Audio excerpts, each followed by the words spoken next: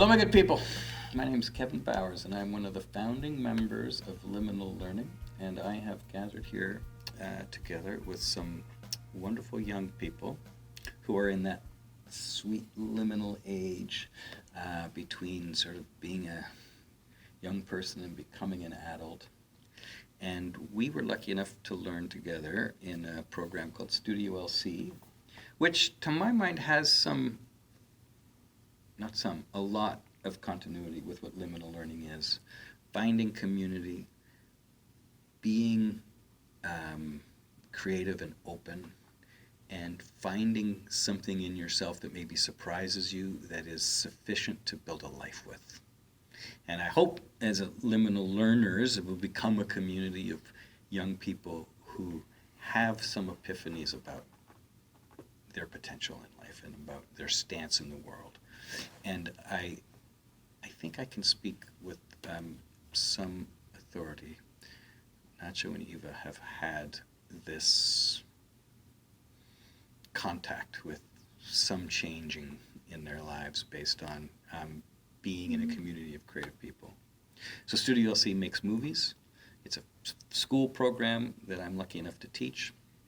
But these qualities of building a life have been present explicitly, I would say, in my teaching as we made movies together. So I thought it'd be a cool opportunity to let you guys unpack a little bit how being in a creative community has changed you, changed your thoughts about who you can become, what it means to thrive, what sort of imagine yourself as an adult with these things and how that might add potential to the decisions that you make. Does that sound like a fair introduction to what has happened in Sweet? Yeah. Thank you. So let's talk a little bit about that. How would you say that being a Studio LC, part of that community, and making art together has shifted your self and your engagement with the world? Do you want to start? You can start. I think one of the main changes was to go from, when school they ask you to do a group project and everyone has to do their part, but in the end someone still takes their directing role, but it doesn't quite work. Everyone's just trying to do their own part and write something and do something that kind of works, but they're not connected.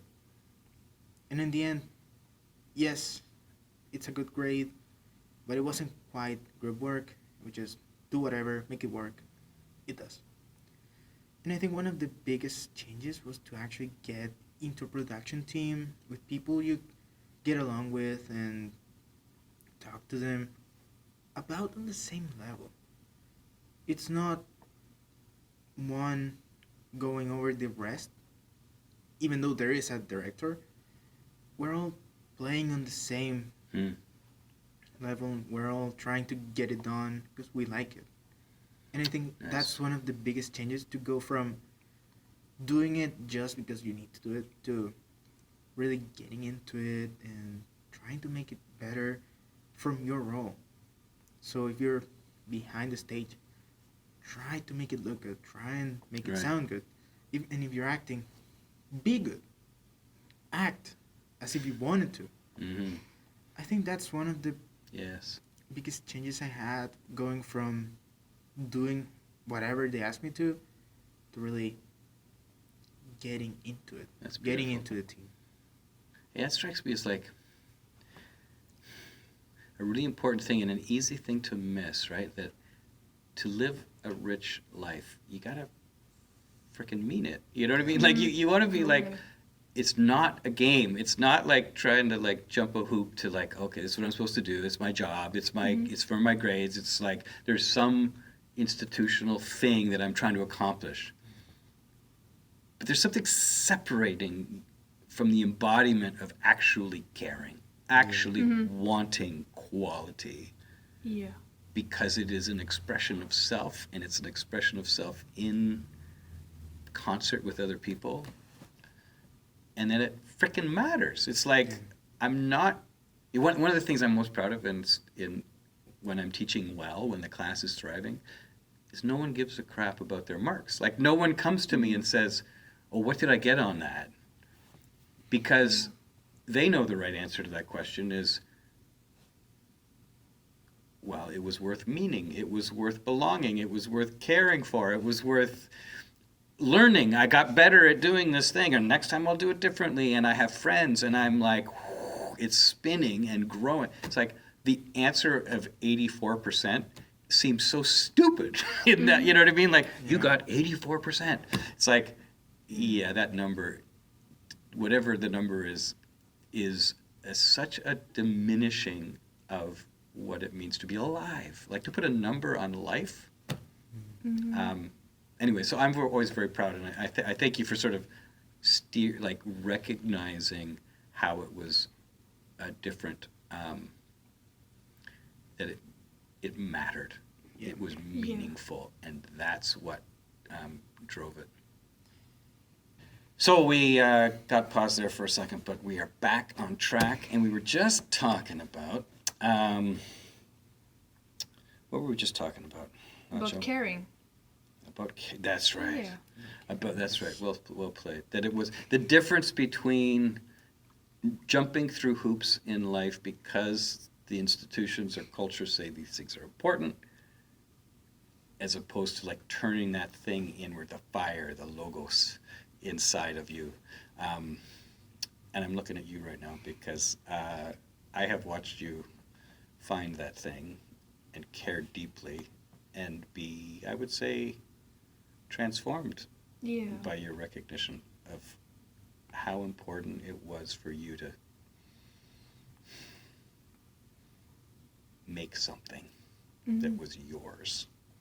Maybe you could talk about that a bit. Yeah. I feel like before, when I was just going to school, I mean, that's gonna sound a little repetitive from like what you said, but I really wasn't uh, paying attention to what I was doing, and I wasn't caring at all. Like, I was only caring about my mark, which is stupid now that I think about it. But that's blame. just the Yeah, truth. no judgment. I was just really only caring about the number that I was getting, and I was judging myself on that, which is even more stupid. And this time when I was in studio, I felt like I really cared differently, not about the mark, because I was never worried about that.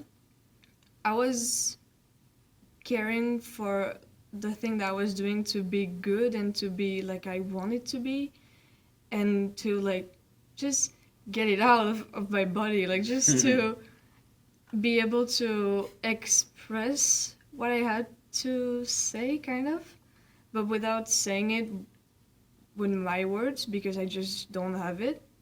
So I feel like I just found my way to express how I felt without saying too much, or without saying that, oh yeah, that stuff was about me or whatever, because it really wasn't the point. I just needed to just let it out, and it just felt really good to care about something that is not a number and that is not stressing me out for my career or my future, or it was just something that mattered to me, and I was thinking about it a lot, and it felt good to finish it and to work with the people I was working with. It was also really hard to express myself on set. Sometimes I just didn't have any words that were coming out of my mouth. So I was just kind of like making signs to Nacho to make him understand what I wanted with the camera. It was just really hard, but at the end, it was just so satisfying to have it done and to have it like I wanted to be. And like everybody was happy with the result, and it just felt really, really good. Yeah. Yeah, I I remember that time in the screen room. We were talking English for too long, trying to make it work and trying to get in time. And I think you asked something, and I responded in Spanish. I said yes in Spanish. And then, like a minute after, she responded in French. Right. We were so tired, Yeah. but it worked. Like at some point, it worked. Yeah. Mm-hmm. That's one thing that that I guess I'm kind of proud of in studio, and that would be part of this liminal learning experience, is like, I remember we were in the back room there, and you just said you needed to do this thing. Mm-hmm. That you had the courage to say that it was important enough to articulate, like, Yeah. and that, because I guess, like, the part that I'm proud of myself as being a teacher is like, okay, like, we're gonna make it happen. You know what I mean? Because it's important. So it's like, I can change the scheduling. I can change, whatever we need to do to make that thing happen. That's important. We can do. We can. I think it's an important trick, right? Is that whatever the institutions are, whatever the rules of engagement seem to be, they are less important than your heart, right? They're less important than the fulfillment of what it means to be a human, right? Those institutions are supposed to help us, not get in our way, right? Yeah. And sometimes I think we think of them as so that they're too real, right? Like the timelines and diplomas and I don't know what all, like. In reality, those kinds of cultural mechanisms are supposed to be there to help us thrive, and when they're not, then we have to make a new world in which to find our thriving. And that's where I think liminal learning and creativity is so important. It's like, it reminds us, like, oh yeah, we're here to do the good work of being thriving in community, helping each other, making cool stuff, and whatever the sort of whatever cultural impediments there are to that, it's like, don't take those too seriously. Don't let those kinds of things get in the way. Like both of you were saying, I was thinking more about Marx than I was about my heart. That's a common, I think, malaise or dis-ease in our culture, right? We conform ourselves to the institution before we have the institutions conform to us, or something like that. Yeah. Yeah, for the first project was the monologue. I remember after it, I was so worried about the mark and trying to find out what it was. When I realized I couldn't find it, it's like, whatever. Because I didn't mark it or something. I don't know. I'm not gonna blame anyone. Yeah. I just could not find it. And you know what? Why do I even care? It's done. It's good. I'm happy with it. Let's move on. We have another project to do. Why do I care? Why care? Yeah. Nice. That's good. Yeah, it's a slippery, important piece. To prioritize meaning and passion. Yeah.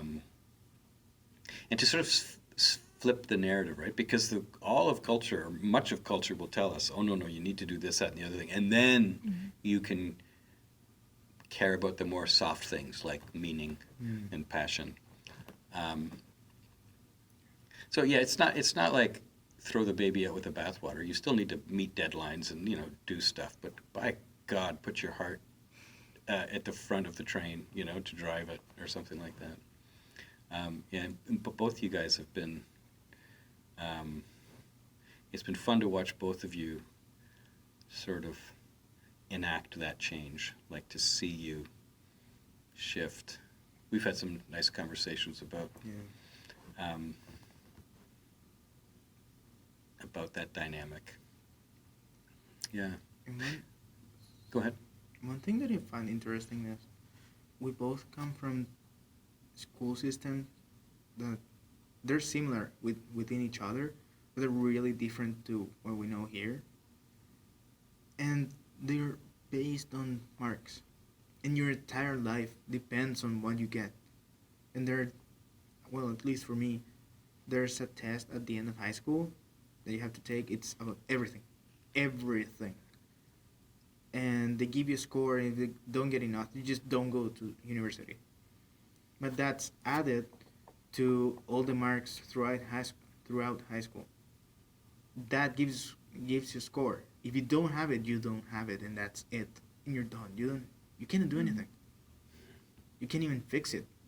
At that point, you just accept it, I guess. Right. And I think that's where the fear, where the marks, like how important they are, come from.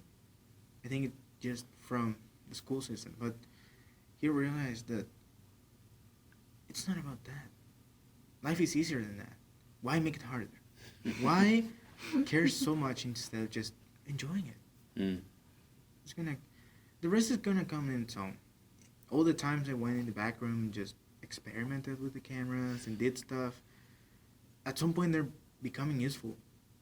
But if I just took the time to look at the grades and worry about that so much, worry about that it's perfect, why? It's art. It's perfect on its own. Well, if you make a mistake, that's another thing, but yeah. Can you see that shift? Talking about, so this liminal learning is partially like being in the space between, and then the next sort of step is like seeing yourself in the future, like imagining yourself as an adult. Can you see how these insights, maybe I should phrase it this way, do these insights make you more optimistic about a potential future? Yeah. Maybe speak to that for a second. So one thing I was very worried about, I still kind of am, is that, well, at least where I come from, if you don't have a degree, like a really high one, you're not gonna do anything. You really need to have well, this is for an example. Like back when I was there, I was worried about it. You need to get an engineering degree to do technical work. That's how bad it got. You have to go to university and become an engineer to fix a cable. How did we get there? How did we give so much importance to a title that does nothing? All they did in university was teach you from paper how to do it, but they don't give you the experience. And then the degree doesn't mean anything. It means that you went there, sat there for hours, did nothing, and then went into the world to keep training because you didn't do it before. And that's one big thing. If you go into a program where you're actually hands-on and practicing every day, I don't recall, well, at the start of studio we did have the scrapbook. We did take some notes, but it was like, 2 days? And after that, I was like, just keep in mind the 180 rule and go for it. I did not even take in mind the 180 rule, but it's Break the 180 rule if you want to, yeah. done. But so the question was making you feel more optimistic about the world. Oh, yes. So this, I feel like you've sort of answering it, but just want Yeah. to keep that thread. The thing is, I've realized that I don't need such a high degree. I don't need to go for the best of the best, and I can just do it. I can just make it work somehow, and it will. I'm not worried about having to go to university for like 100 years just to get a decent job. Yeah. I have in mind that I'll make it work somehow. Yeah. I'm calm. I'm thinking. That's nice. I peacefully. mean, I will say, like, I think your optimism is warranted, is good. is proper. Because, like, for instance, what we're sitting in right now, these lights are set up and the camera's like, Nacho, you just did it. You just like set it up. You cared, and you were like more caring about it than me, who's sort of set it up. Right? You made things happen. By God, you keep that stuff up with the skills and the amount of trial and error, and like you say, being in the back room and trying weird stuff out, and get really knowledgeable about play, and you know, that mind is so valuable in the world. Like, there are people that need the years of your tinkering, right? You just have to plug yourself into the world in the right place. Yeah. You keep that curiosity and that sort of passion and that sort of your vibe towards perfection and playfulness. Hell yeah, man! There are places that need that. And it can't be outsourced, right? I mean, you're actually building quite a resilient future for yourself, because, you know, AI can't do that. You know what I mean? Like, you know, there's no technical fix for the tinkerer in the back room who's going to make beautiful things happen, who's going to help make a production. Or, like, if we're in the film industry, that's great, but it doesn't have to be the film industry. It could be anything. It could be anything, man. It could be, yeah. So I'm glad you feel that optimism, because you've earned it, because you've plugged yourself into something that's authentically passionate, and you've got the grit to keep doing it. And it's almost like you don't have a choice, right? You are a tinkerer. Yeah. You are going to be playing, like that tripod you fixed over there is brilliant. He fixed the tripod over there with this wire, and yeah, I should have guessed it was Nacho's work. Yeah, so yeah, keep doing that, man. And I think your optimism is well placed. Thank you. But, you know, keeping it in community, right? It's not sitting there in your own little bubble. And I think you already have this insight. But doing that in community, being the person who's solving problems, caring about not only your project and the little bitty thing, but you're caring about making the film or the creative process I'm trying. that the community cares for, and your heart is sort of like plugged into this progress. That feels good, and it keeps you looping into the currency of the world, which is where opportunity sits, like paychecks. Because we got to be real, man. You do have to. You want to make a paycheck. You got to, you know.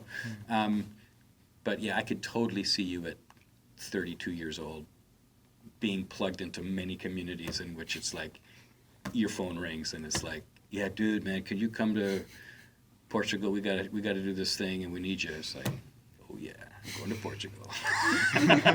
Like you're definitely that guy. I hope that feels good. It does. Yeah. It really does. Yeah. Do you want to jump in on if there's an angle for you? Yeah, I want to say that the fact that we were in community and always all the time together made me feel like it was okay to ask for help. Mm-hmm. Because before I didn't feel like that, and I Yeah. felt really like I need to do that on my own because I just can't do I can't do it. It's okay. But then obviously when I had to make the movie, I was like, I'm not gonna do that alone because that's totally impossible. And it felt totally okay to ask for help, and I just got to realize that I have so much to learn from others. Like, it's not only from textbooks or something like that.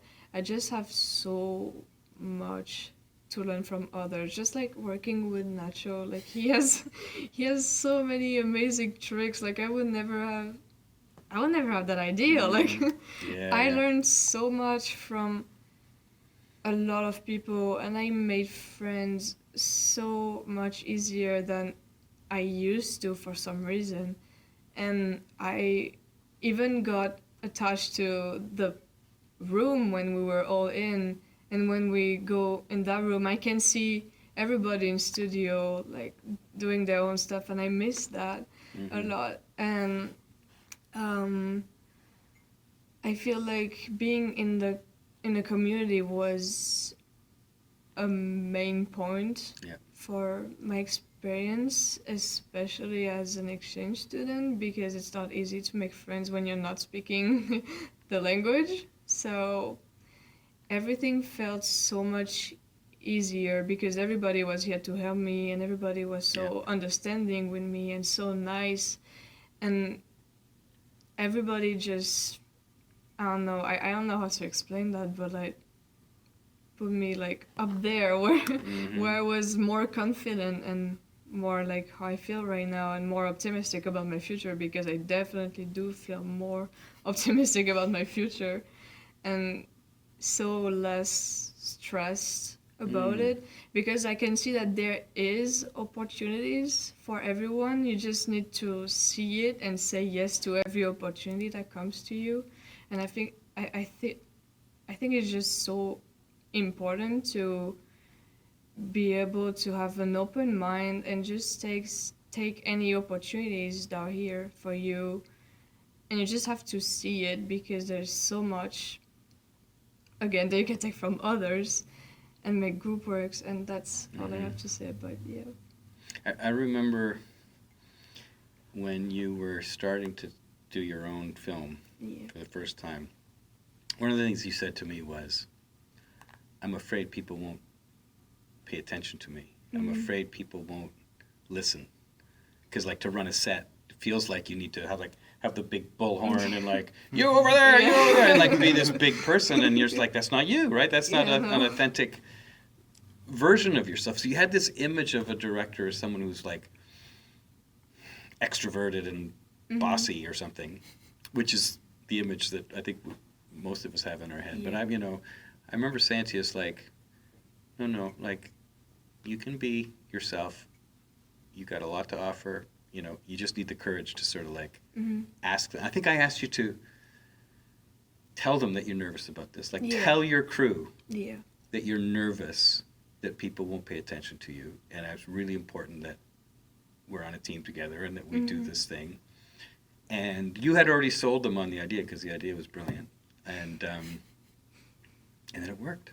Yeah. It was this, to me, one of the things, I think one of the reasons that you're more optimistic now is because you had the courage to break through that sense of yourself, right? That the world needs loud people to be bossy, to make anything happen. And then you kind of went, no, I can be introverted, quiet, kind, and the world will conform. The world will follow your lead. It doesn't require you to change. It's just be authentic and vulnerable and passionate. Yeah. And the world will come. Like things will unfold. I don't want to speak for you, but I kind of feel like totally. part of your optimism is like, oh yeah, I do fit. Like I do, my style of being, I don't have to change that. I just need it to be real. I need it to be presented authentically, and the world will follow. Yeah, I was very proud of you for that. It came with a lot of tears. It was delightful. Yeah. I know, I remember that. Yeah, me too.